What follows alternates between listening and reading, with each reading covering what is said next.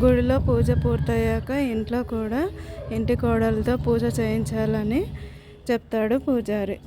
అదే విషయం ప్రేమ్ వాళ్ళ నాన్న చామంతితో చెప్తూ ఉంటాడు, రోజాతో పూజ చేయించమని. దాంతో చామంతి వెళ్ళి రోజాని నిద్ర లేపడానికి ట్రై చేస్తుంది. రోజానేమో ఇంట్లో ఎవరో ఒకరు చేస్తారులే అంటూ నిద్ర లేవకుండా తనని చిరాకు పడుతుంది.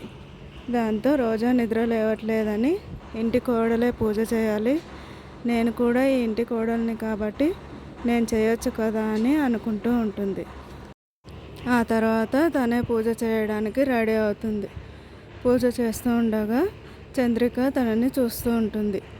అదే సమయంలో మరోవైపు రమాదేవి రోజాని నిద్రలేపి తనను రెడీ అయ్యేలా చేస్తుంది. ఆ తర్వాత పూజ గదికి వెళ్తే అక్కడ చామంతి పూజ చేస్తూ ఉంటుంది.